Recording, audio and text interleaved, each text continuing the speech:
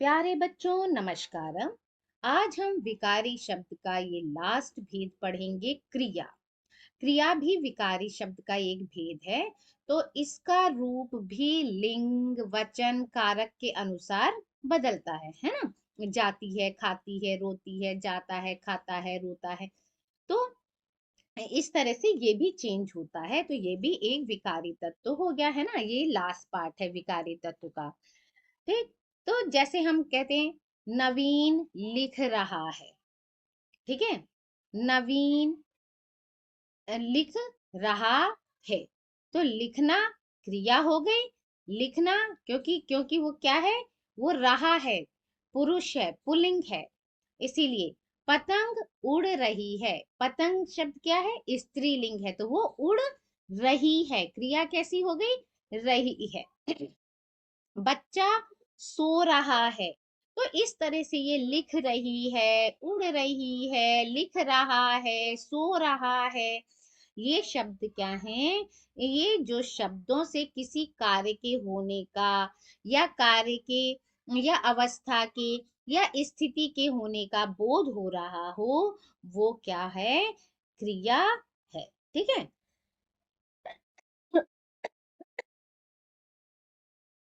अब कुछ ऐसे शब्द होते हैं वाक्यों में जो शब्द कार्य होने का, किए जाने का, अवस्था का, स्थिति का बोध कराते हैं। उन्हें हम क्या कहते हैं, क्रिया कहते हैं। तो इस तरह से क्रिया की क्या परिभाषा बनी हमारी, कि से जिन शब्दों से किसी कार्य के करने या होने, करने या होने का, अथवा अथवा किसी वस्तु, किसी वस्तु या व्यक्ति, व्यक्ति की अवस्था या स्थिति का बोध हो, उन्हें क्रिया कहते हैं।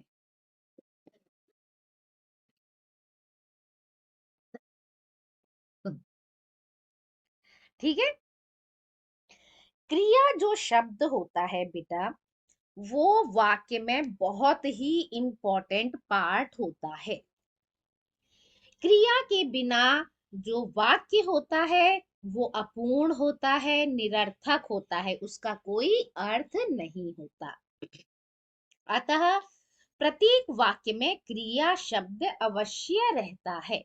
और कभी कभी ये प्रत्यक्ष नहीं होते हुए भी, बल्कि अपने मूल रूप में धातु से बनते हैं। ठीक है, प्रत्यक्ष नहीं होते, अपने मूल रूप धातु से बनते हैं। कैसे, जैसे विमला तू कहाँ जा रही है।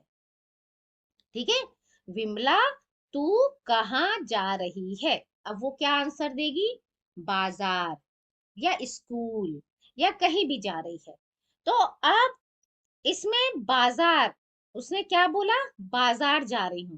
तो यहाँ तो क्रिया शब्द का प्रयोग नहीं हुआ कि बाजार जा रही हूं, है ना। अर्थ लेकिन हमको अर्थ स्पष्ट है कि वो बाजार जा रही है। ठीक है। तो कभी कभी क्रिया शब्द क्या होते हैं, वाक्य में छिपे रहते हैं।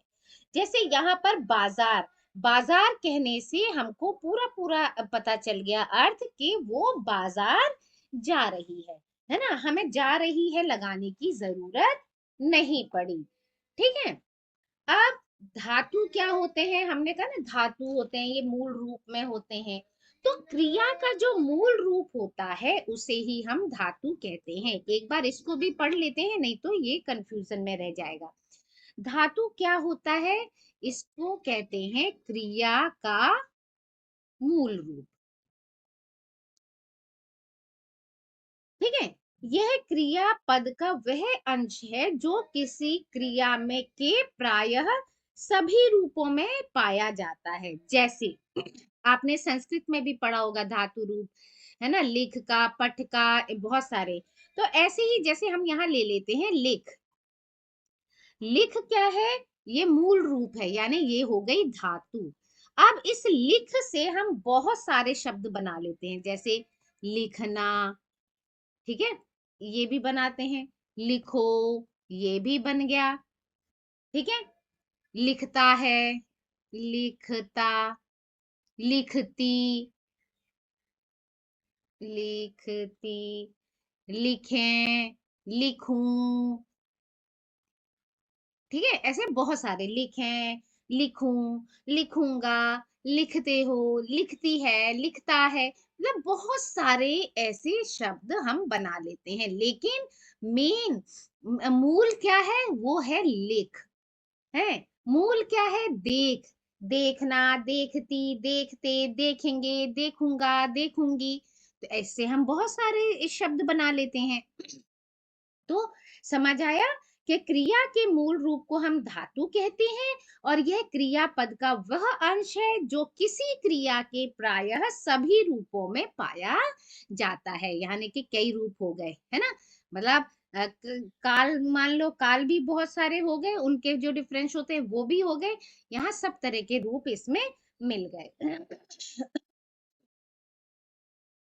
अच्छा, अब हम यहाँ देखते हैं कि ये लिख है, देख है, पढ़ है, इनमें हम क्या लगाते हैं? इनके पीछे हम क्या लगा लेते हैं? ना, ता, ती, ओ, ए, उ, गा, ते। है ना, इस तरह से हम शब्द लगाकर इनको अलग अलग रूप में बना सकते हैं। वाक्यों की सही रूप रचना के लिए क्रिया का ज्ञान जो है बहुत बहुत बहुत जरूरी है। क्रिया शब्दों में भी लिंग, वचन और कारक के कारण विकार आ जाता है। आता है कि नहीं आता? जैसे राम पढ़ता है, ये एक सेंटेंस है। क्रियापद क्या है? पढ़ता है। ठीक है, अब इसमें विकारक तत्व क्या है? लिंग का विकारक तत्व हम देखेंगे। तो यहाँ लिंग चेंज करेंगे, राम की जगह अब हम कर लेते हैं सीता। ठीक है, सीता क्या करती है? वो तो नहीं पढ़ता, वो क्या होता है? वो पढ़ती है। ठीक है, क्रियापद क्या हुआ? पढ़ती है। ठीक है, लिंग की वजह से ये चेंज आ गया। अब हम वचन की वजह से देख लेते हैं। ये तो हो गया हमारा लिंग की वजह से चेंज। अब वचन, वचन जैसे लड़का पढ़ता है। ठीक है, यहाँ क्या आया? पढ़ता है, ये वचन, एक वचन है। अब यहाँ करते हैं हम लड़के। लड़के पढ़ता है तो नहीं होगा, क्या होगा? पढ़ते हैं। तो यहाँ हमारा क्रियापद चेंज हो गया, यहाँ हो गया पढ़ते हैं। ये क्या हुआ? वचन की वजह से चेंज हो गया, यहाँ बहुवचन हो गए, बहुत सारे बच्चे वचन हो गए। अब आता है कारक, है ना, कर्ता ने कर्म को कर्ण से। तो जैसे हम लिखते हैं लड़कियों ने पढ़ाई की, या लड़कियां पढ़ाई करती हैं, लड़कियों से पढ़ाई की गई, लड़कियों के द्वारा पढ़ाई की गई। ठीक है, चलो हम लिखते हैं लड़कियों ने पढ़ाई की। ठीक है, लड़कियां पढ़ाई करती हैं। ठीक, लड़कियों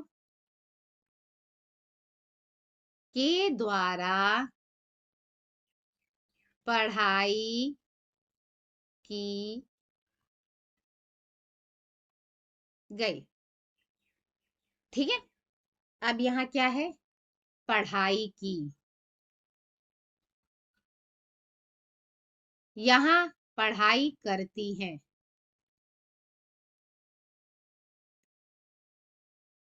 ठीक है, यहाँ पढ़ाई की गई, ठीक है, ये हो गया कारक की वजह से चेंज।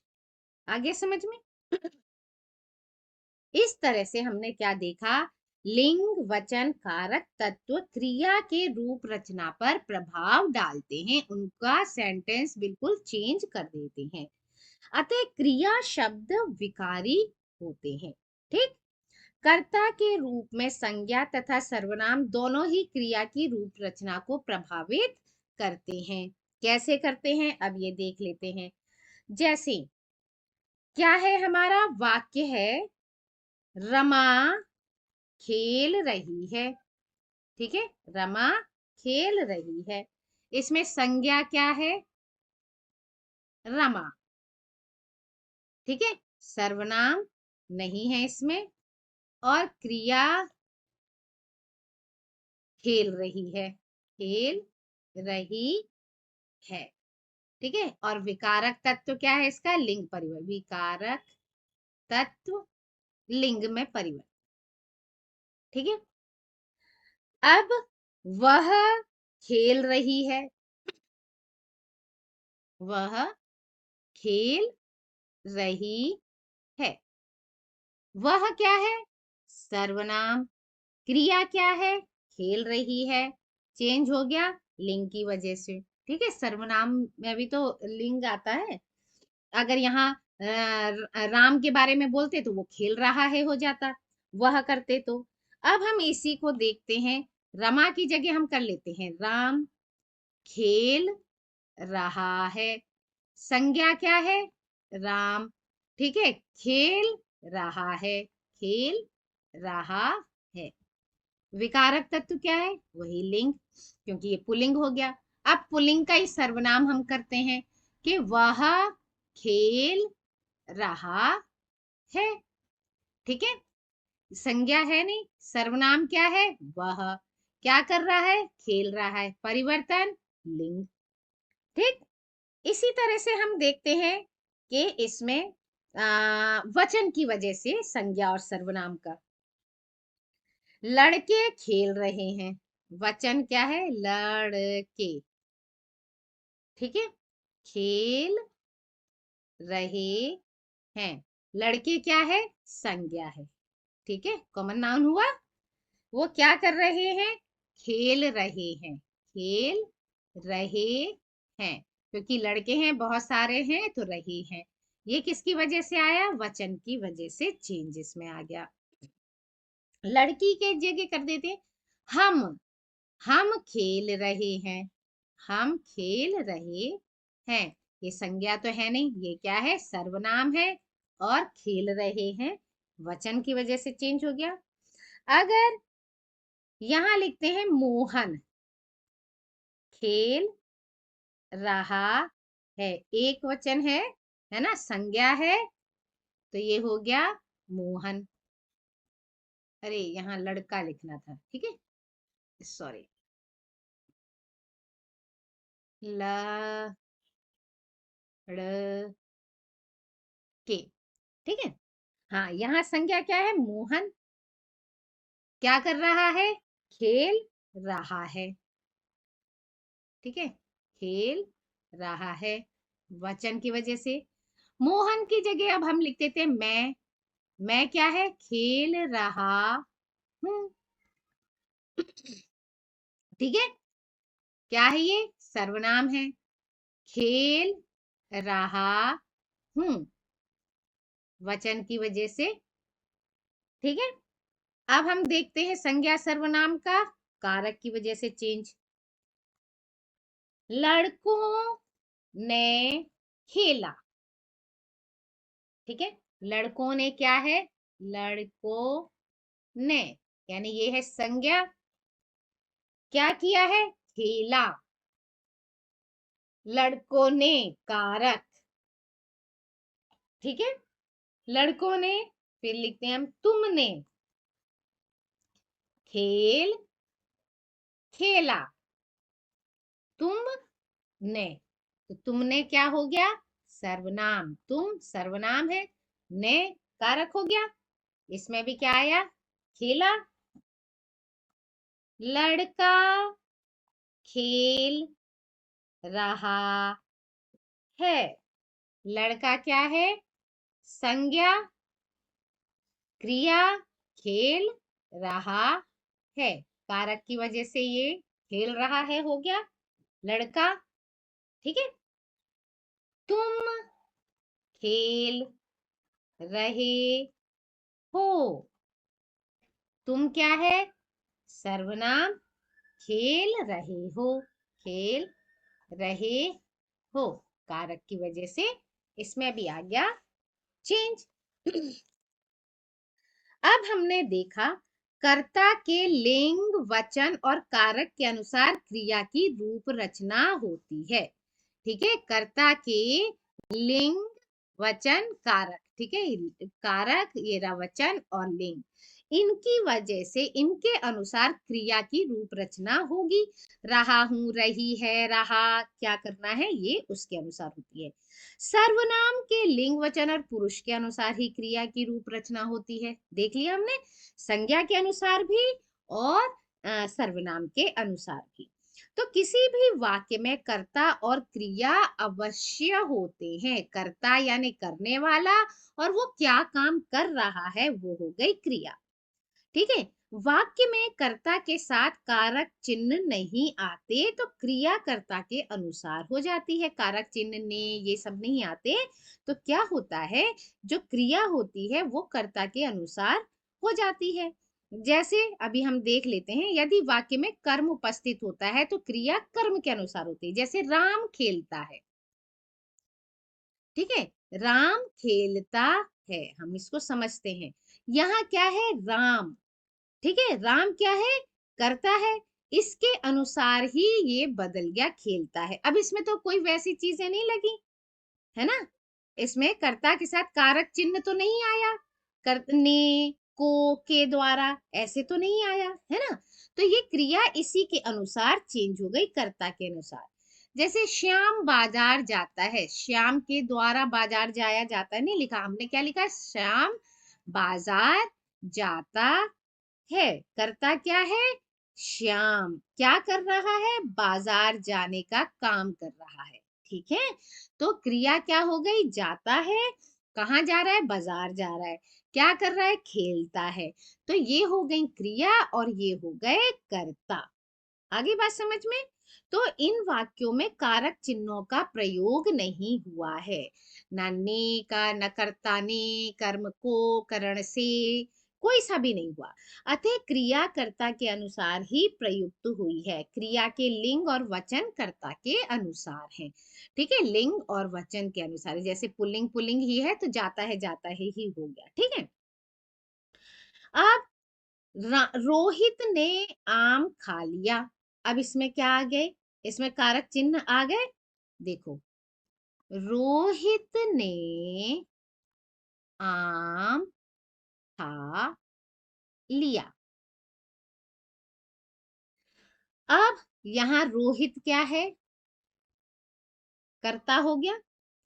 ने क्या है? कारक चिन्ह हो गया। ठीक है, अब उसने क्या किया है? खाया है, खा लिया। ठीक है, ये हो गया क्रिया। अब यहाँ कारक चिन्ह आ गए, तो इस तरह से हम कारक चिन्ह लगाकर भी कुछ और सेंटेंस बनाते हैं। रोहन ने पुस्तक पढ़ ली। ठीक है, रोहन ने पुस्तक पढ़ ली। दूसरा सेंटेंस, रोहन क्या हो गया? रोहन हो गया कर्ता। रोहन ने क्या हो गया? कारक चिन्ह हो गया। पुस्तक पढ़ ली, पढ़ना क्या हो गया? हमारा क्रियापद हो गया। ठीक है, तो दोनों तरह से बिना कारक चिन्ह के भी और कारक चिन्ह के भी हमने सेंटेंस देख लिए। ठीक है, अब ये चीजें इसलिए पढ़ रही हैं क्योंकि इसके बाद हम देखेंगे ना, क्रिया के भेद भी तो होते हैं, तो इन्हीं के अनुसार भेद चेंज होते हैं। तो इन सेंटेंस में कारक चिन्हों का प्रयोग हुआ है, इसीलिए क्रियापद कर्म के अनुसार जो काम किया जा रहा है उसके अनुसार है। ठीक है, यहाँ क्रिया सॉरी कारक चिन्ह नहीं थे तो कर्ता के अनुसार चेंज हो रहा था। यहाँ कारक चिन्ह है तो कर्म के अनुसार क्रिया हो रही है। आई बात समझ में? अगर कारक चिन्ह नहीं है तो कर्ता के अनुसार क्रिया है, और कारक चिन्ह है तो कर्म के अनुसार क्रिया है। आगे बात समझ में? तो क्रिया के लिंग वचन कर्म के अनुसार होते हैं। अब हम देखते हैं इसी के अनुसार क्रिया के भेद। ठीक है, क्रिया के भेद। अब क्रिया के भेद अब हम देखते हैं कितने होते हैं। पहले कुछ एग्जाम्पल देखते हैं। श्याम हंस रहा है। ठीक है, श्याम हंस रहा है। मोहन जाग रहा है। अच्छा, और सेंटेंस देखते हैं। श्याम पत्र लिख रहा है। ठीक है, मोहन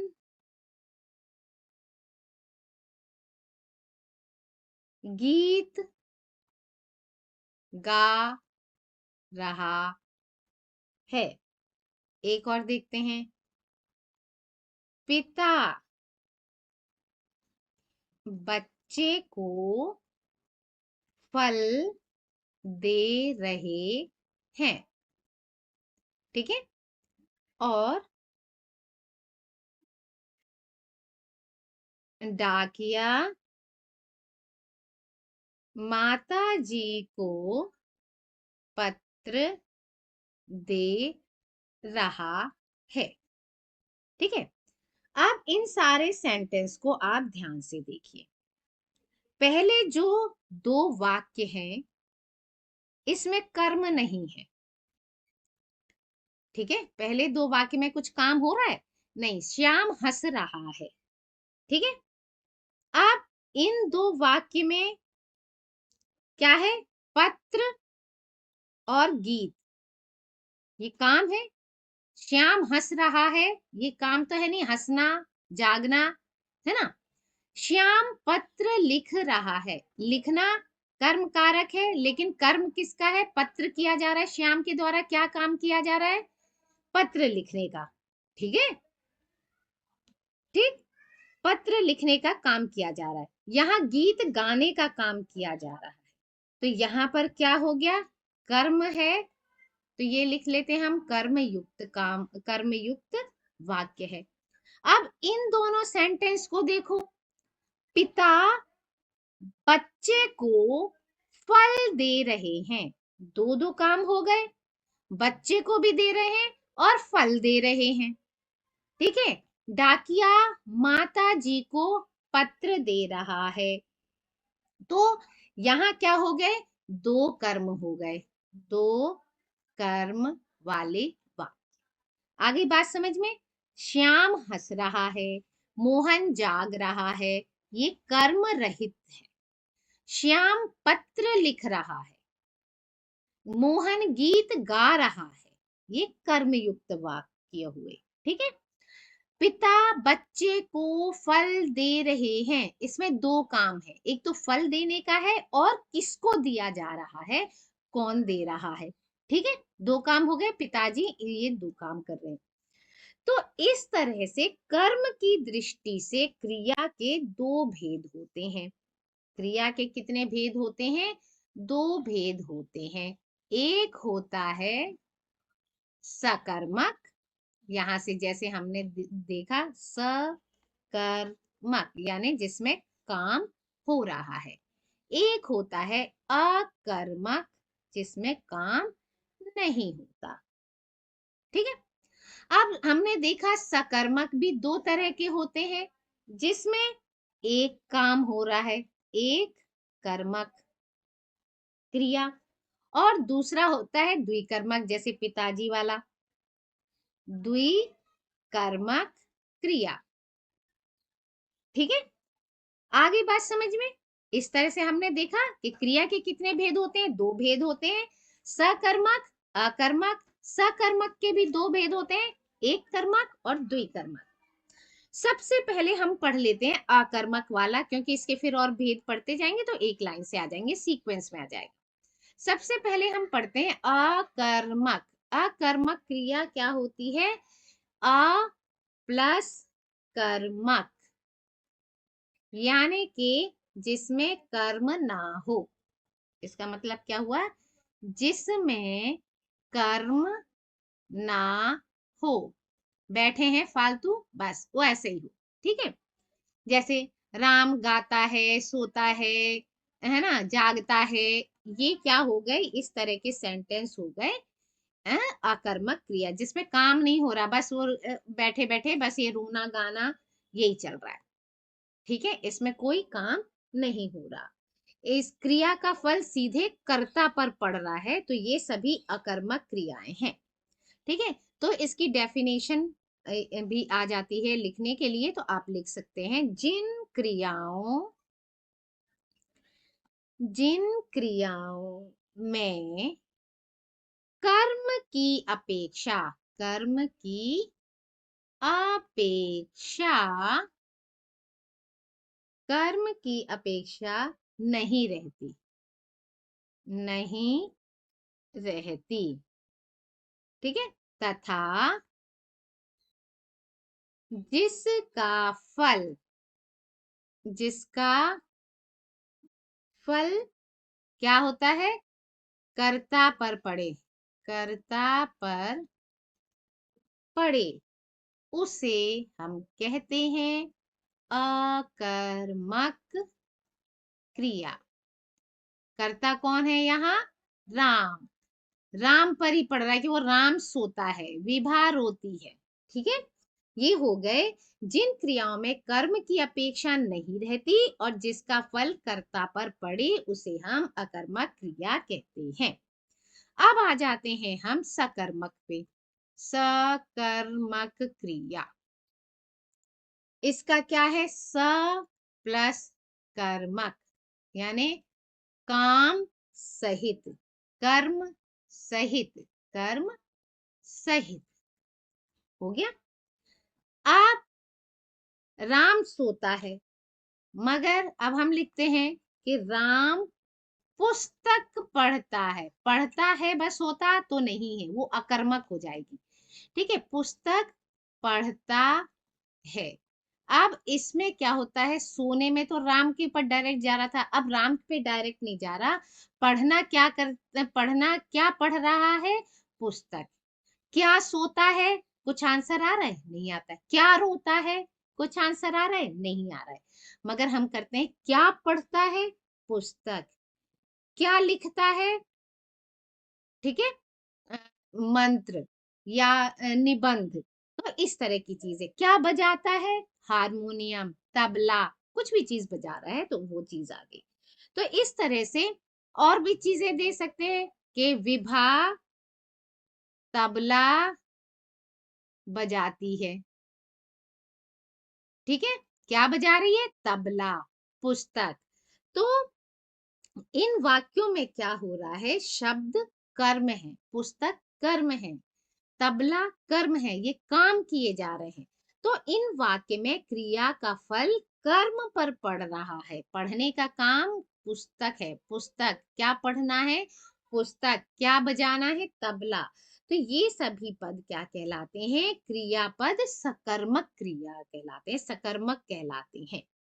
अब हम इसकी भी परिभाषा लिख सकते हैं कि जिन क्रियाओं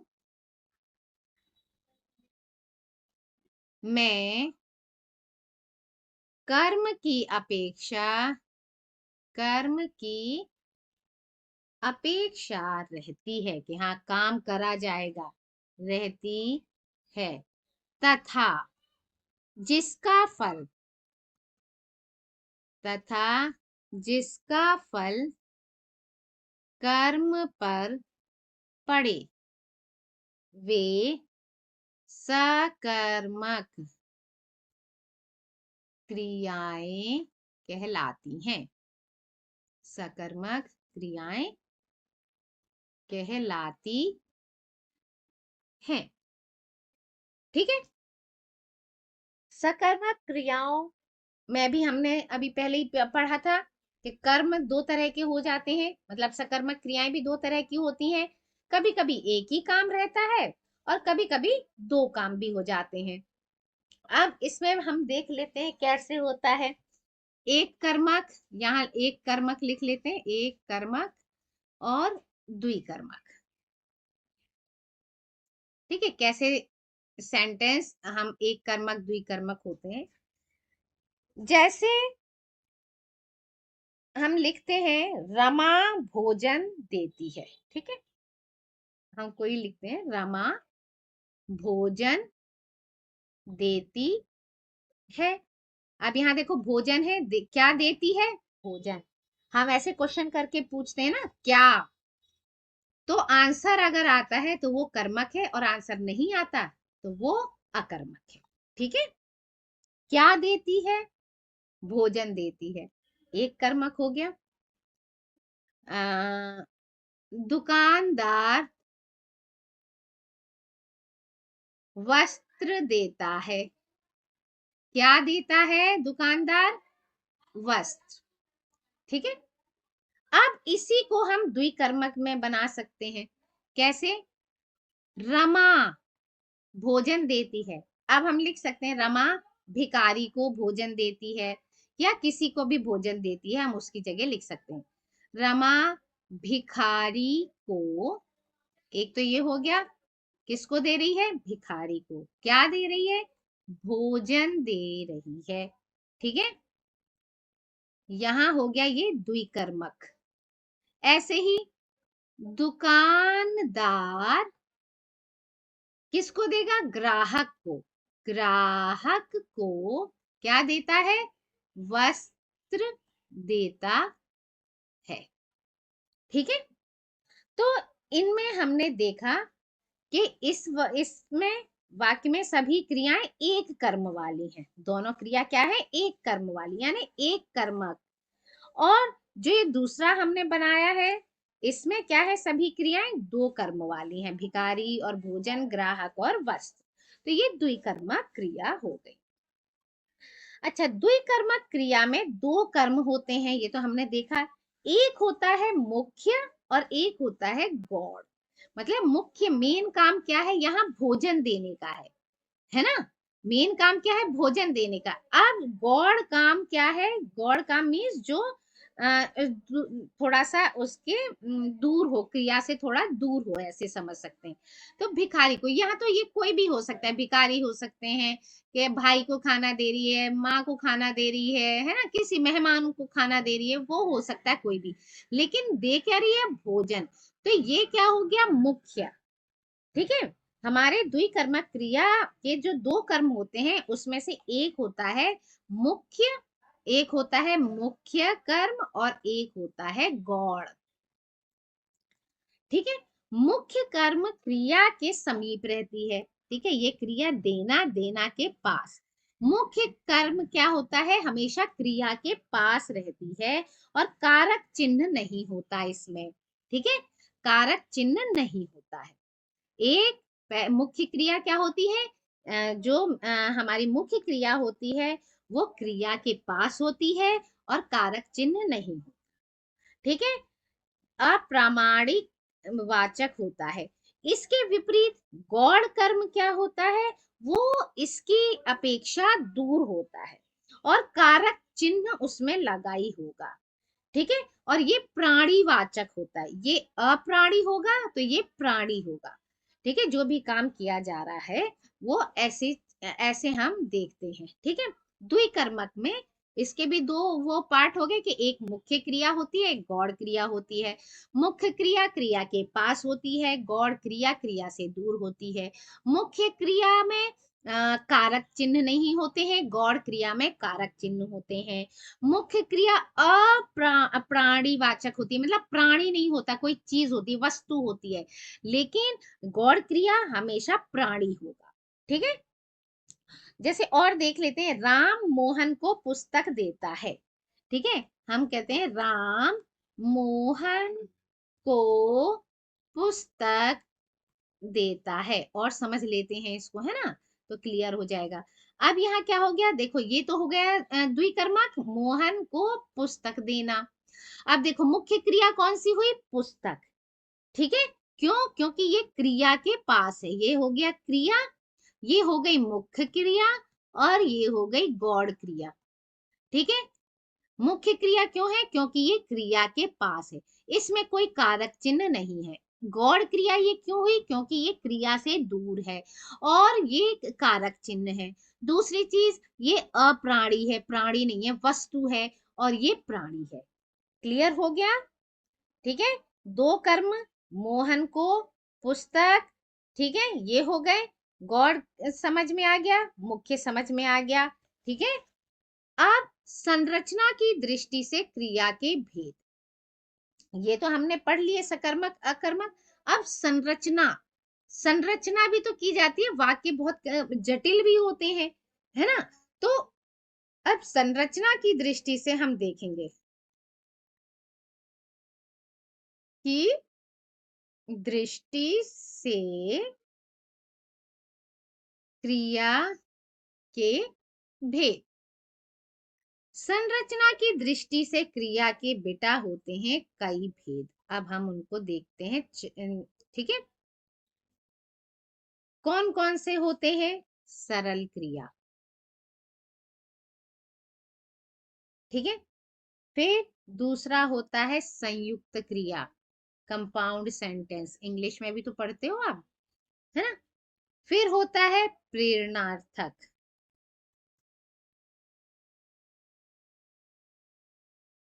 फिर नाम धातु क्रिया, ये तो सुना होगा आप लोगों ने, सरल, ये सेंटेंस बनवाते भी होंगे टीचर्स, है ना, पूर्व कालिक, या सेंटेंस दे देते हैं और कहते हैं बताओ कौन सी क्रिया है इसमें, संरचना की दृष्टि से कौन सी क्रिया है।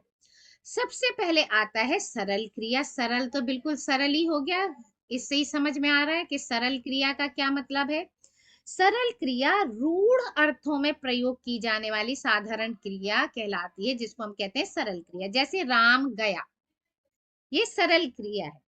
ठीक है, और इसके और हम नहीं तोड़ सकते क्योंकि रूढ़ अर्थों में प्रयोग है।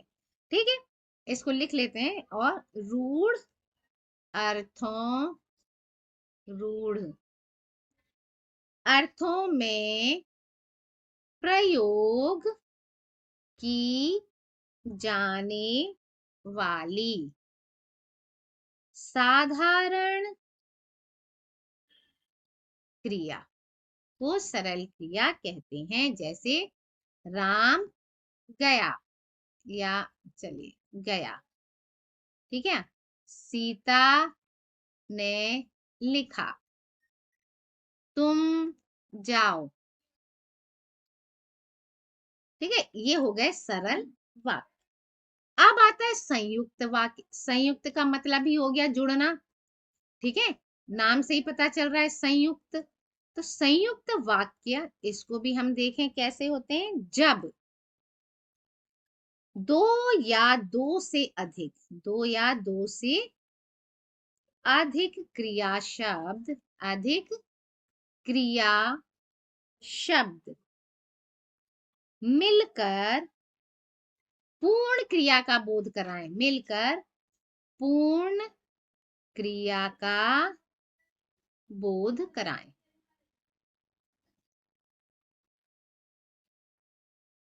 ठीक है, कैसे। सोहन पढ़ रहा है, ठीक है, सोहन पढ़ रहा है। रमा दिल्ली जा रही है। ठीक है, अब ये देखते हैं संयुक्त क्रियाओं में पहले क्रिया शब्द, ठीक है, पहले क्रिया शब्द मूल क्रिया, फिर अन्य क्रिया शब्द रंजक क्रिया। ठीक है, पहले हेल्पिंग वर्ब, फिर मेन वर्ब। आगे बात समझ में। रंजक क्रिया मीन्स मेन वर्ब। मूल क्रिया क्या है? जाना। कहाँ जा रही है? दिल्ली। ठीक है। यहाँ पढ़ना, पढ़। मूल क्रिया क्या हुई? पढ़। ठीक है। मूल क्रिया क्या हुई? जा। ठीक है। फिर ये रही है, ये क्या है? रही है। आगे बात समझ में। मूल क्रिया पढ़ना, जाना, लिखना, गाना, और उसके बाद जो ये होती हैं, ये रहा है, रही है, ये भी क्रिया ही है, लेकिन इन्हें कहते हैं रंजक क्रिया। ये क्या कहलाती है? रंजक क्रिया। ये मूल क्रिया। ठीक है।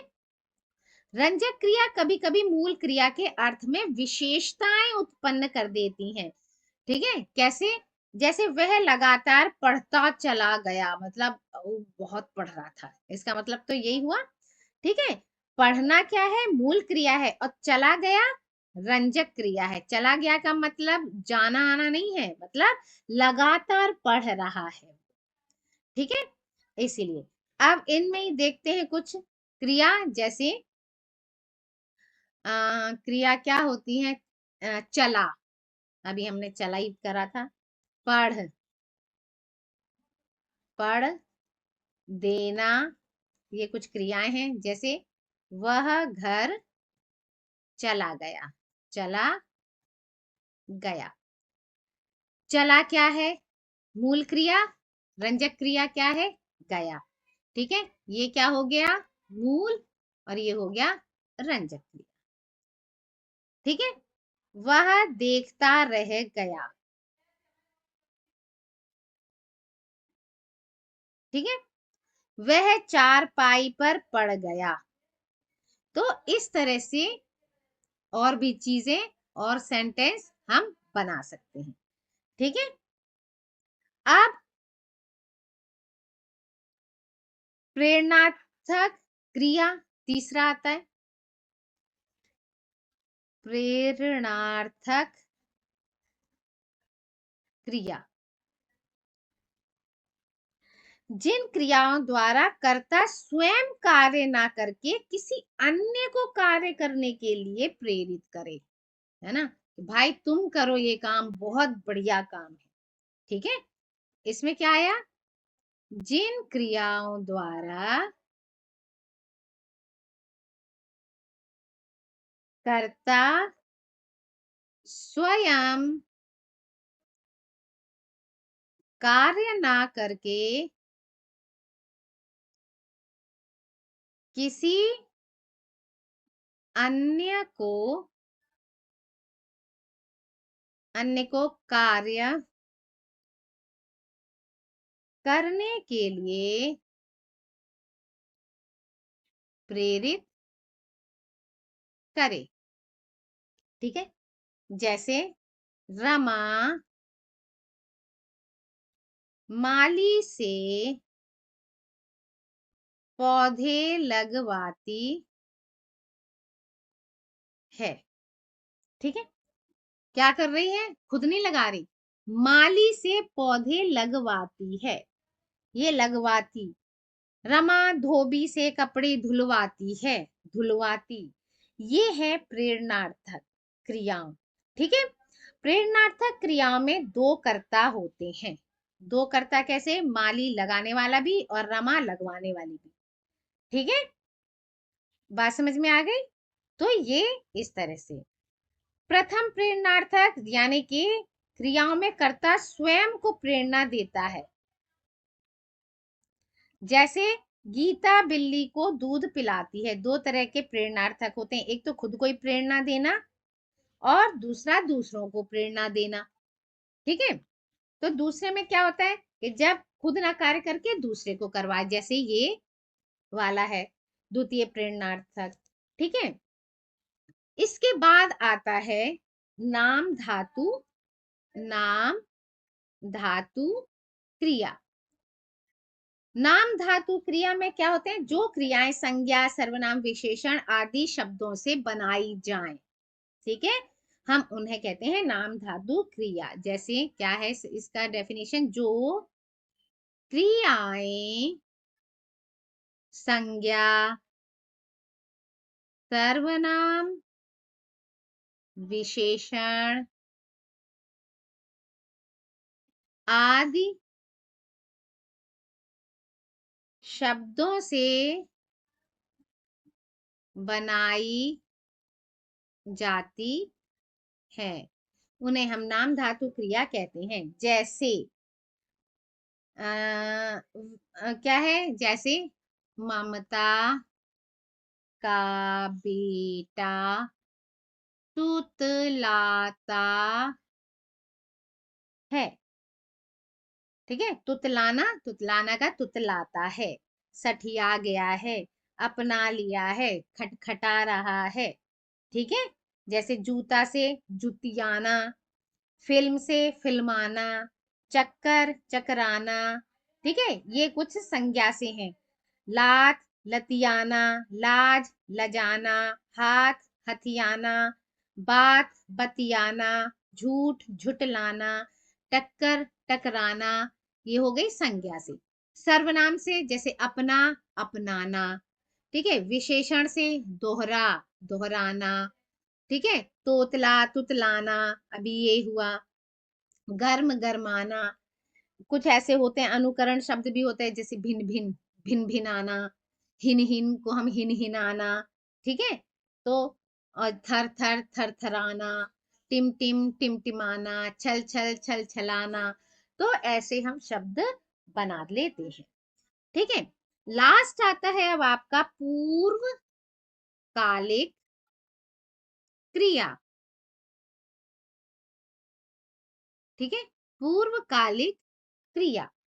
वाक्य में मुख्य क्रिया से पहले आने वाली क्रिया को हम कहते हैं पूर्वकालिक क्रिया। क्या होता है, वाक्य में मुख्य क्रिया, मेन वर्ब के पहले मुख्य क्रिया से पहले आने वाली क्रिया क्या कहलाती है, मुख्य, ये पूर्वकालिक क्रिया कहलाती हैं। जैसे वह नहाकर बाजार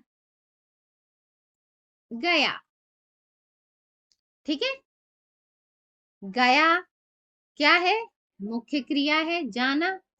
इन क्रियाओं से पहले क्या आया है, नहाकर, ठीक है, ये क्या है, इन क्रिया शब्दों के क्या करके गया है, नहा कर गया, तो ये क्या हो गई, पूर्वकालिक क्रिया हो गई, ठीक है। मुख्य धातु में कर या करके ऐसे लगाकर पूर्वकालिक क्रियाएं बनाई जाती हैं। जैसे नहाकर, वह नाटक देखकर खुश हुआ, होना, और खुश देखकर, तो देखकर क्या हो गया, पूर्व कालिक क्रिया हो गई, और हुआ हमारी क्रिया हो गई। वह दिल्ली जाकर रहने लगा, ठीक है, तो रह जाकर मीन्स वहां जाकर रहने लगा, ये हो गई पूर्वकालिक क्रिया, ठीक है।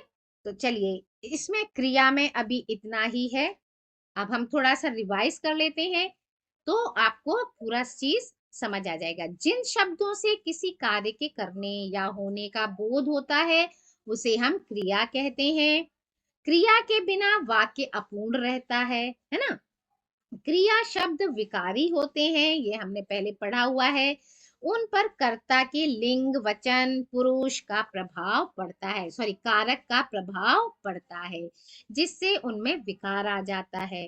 कर्म के अनुसार क्रिया के दो भेद होते हैं, हमने देखा था, अकर्मक और सकर्मक। अच्छा, सकर्मक क्रिया के भी दो प्रकार होते हैं, एक कर्मक द्विकर्मक। फिर संरचना की दृष्टि से क्रिया के 5 प्रकार थे। संयुक्त क्रिया, है ना, और क्या था, सॉरी सरल क्रिया, संयुक्त क्रिया, प्रेरणार्थक क्रिया, नाम धातु क्रिया और पूर्वकालिक क्रिया। ठीक है। तो इस वीडियो में बेटा जी इतना ही, और आगे के ग्रामर पढ़ने के लिए देखते रहिए study with Poonam ma'am. Thank you. Like share and subscribe my channel.